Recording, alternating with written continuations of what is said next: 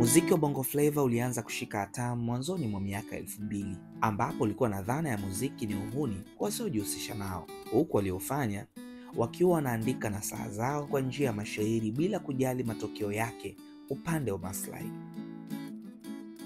Katika juhudi za kuwapaka marashi wanaofanya muziki wa Bongo Flava na kuondoa dhana ya muziki ni uhuni, kamwe huwezi kuacha kutaja jina la marehemu Ruge Mutahaba.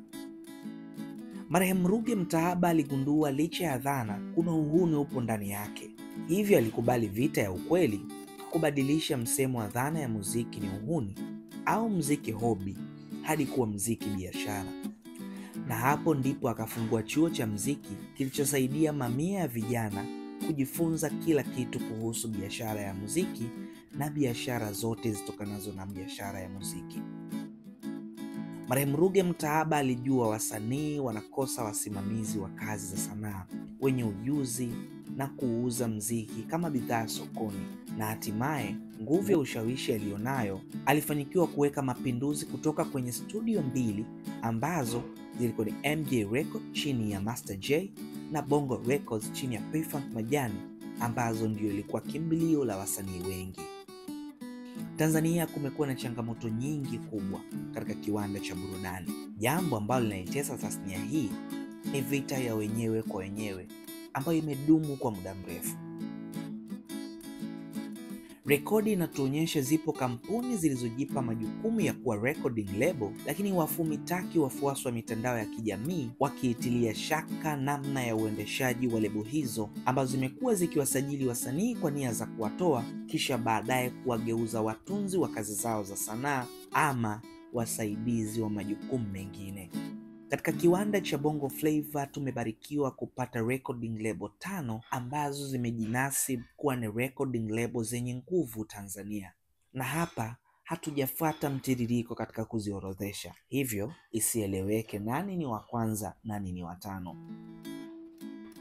WCB, Konde Gang, African Princess, Kings Music, Next Level. Kwa isivyo kawaida, wasanii wamekuwa wakiziacha lebo zao bila mwangaza au nuru kwa kigezo cha kukua au mkataba umeisha, japo listi ni ndefu.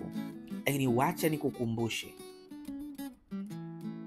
katika recording label ya WCB hawa ni wasanii waliojisajili katika recording label na kuondoka: Harmonize, Richard Mavoko, Mbosso Khan, Rayvanny. Kati yao wawili wameenda kuanzisha recording label zao na wawili wanaendelea kusimamia maisha ya muziki wenyewe. Kings Music nao alisajiliwa na kuondoka Chidi pamoja na Kili licha ya kuhama kuelekea lebo nyingine, na hapo hawakudumu. Kwa sasa wanafanya shughuli zao wenyewe. African Princess recording label pekee inayosimamia wasanii wa kike imebahatika kuwa na msanii mmoja na kumwachilia hivi karibuni, kwa majina anaitwa Yami.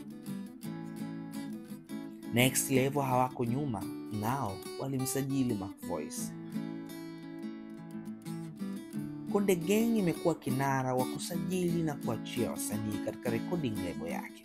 Rekodi inasema ni wasanii wote waliojiunga na recording label hiyo wameiachilia, na wa mwisho alibaki Ibra ambaye sasa wanaburuzana Baraza la Sanaa la Taifa, Ibra akidai uhuru wa kuvunja mkataba.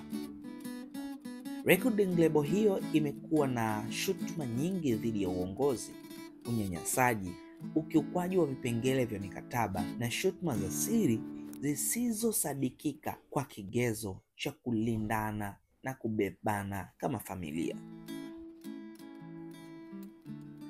Ikumbukwe recording label ya Konde Gang imewahi kumiliki Country Boy, Angela, Chidi, Kili, Ibra, na sasa Ibra anahitaji uhuru wake. Na wafuasi wa mitandao ya kijamii wafumitaki wamejiuliza sana, huyu ndiye mmoja kati ya watu waliolalamikia uonevu dhidi ya recording label yake ya awali kumdai milioni 600 za Kitanzania ili kuwa huru? ambaye yeye anamkumbusha Ibra kutekeleza kipengele cha mkataba kilichopo katika mkataba wake kwa kulipa fidia ya bilioni 1. Wafuasi wa mitandao ya kijamii wamekosa la kusema, kwani sheria haifuati hisia. Endapo Ibra ataiacha recording label ya Konde Gang, recording label hiyo itasalia na msanii mmoja ambaye ni Harmonize, licha ya yeye kuwa moja ya wamiliki wa recording label hiyo. Kupitia mitandao ya kijamii, watu mashuhuri mbalimbali wameeleza hisia zao juu ya tukio hili, japo wengi wameshutushwa na kauli ya msanii Ibra ameyavumilia mengi kifuani mwake, huku ikielezwa chanzo kikiwa ni kuto kumtibia mama yake mzazi. Lakini moja ya maneno aliyonukuliwa Ibra kwenye mtandao wake wa kijamii ni kuwa alikataa maelekezo ya moja ya kiongozi wake ambaye ni Harmonize baada ya kumuita chumbani pindi Ibra alipotaka kodi. Bado Icon tunaendelea kufuatilia nini aliitiwa chumbani mkasa huu mzima, na tutakuletea habari kamili pindi tutakapozipata. Endelea kutufuatilia YouTube, Instagram, kote kama Icon TZ.